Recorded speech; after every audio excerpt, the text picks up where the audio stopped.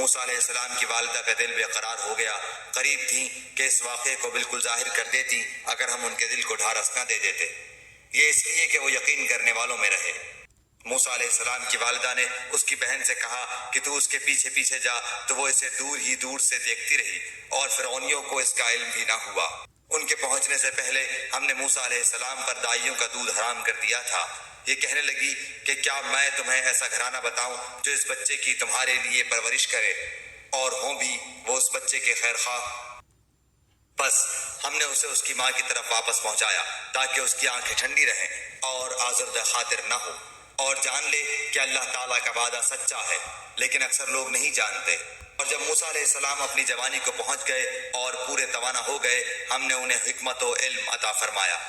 نیکی کرنے والوں کو ہم اسی طرح بدلہ دیا کرتے ہیں۔ اور موسیٰ علیہ السلام ایک ایسے وقت شہر میں آئے جبکہ شہر کے لوگ غفلت میں تھے۔ یہاں دو شخصوں کو لڑتے ہوئے پایا، یہ ایک تو اس کے رفیقوں میں سے تھا اور یہ دوسرا اس کے دشمنوں میں سے۔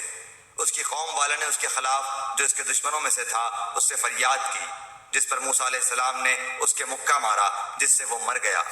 موسیٰ علیہ السلام کہنے لگے یہ تو شیطانی کام ہے، یقیناً شیطان دشمن اور کھلے طور پر بہکانے والا ہے۔ پھر دعا کرنے لگے کہ اے پروردگار، میں نے خود اپنے اوپر ظلم کیا، تو مجھے معاف فرما دے۔ اللہ تعالیٰ نے اسے بخش دیا، وہ بخشش اور بہت مہربانی کرنے والا ہے۔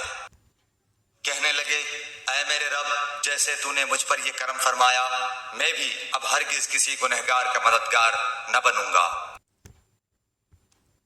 صبح ڈرتے اندیشے کی حالت میں خبریں لینے کو شہر میں گئے کہ اچانک وہی شخص جس نے کل ان سے مدد طلب کی تھی ان سے فریاد کر رہا ہے۔ موسیٰ علیہ السلام نے اس سے کہا کہ اس میں شک نہیں، تو صریح بے راہ ہے۔ پھر جب اپنے اور اس کے دشمن کو پکڑنا چاہا، وہ فریادی کہنے لگا کہ موسیٰ علیہ السلام، کیا جس طرح تو نے کل ایک شخص کو قتل کیا ہے مجھے بھی مار ڈالنا چاہتا ہے؟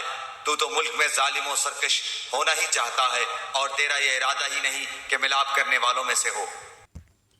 شہر کے پرلے کنارے سے ایک شخص دوڑتا ہوا آیا اور کہنے لگا اے موسیٰ، یہاں کے سردار تیرے قتل کا مشورہ کر رہے ہیں، بس تو بہت جلد چلا جا، مجھے اپنا خیر خواہ مان۔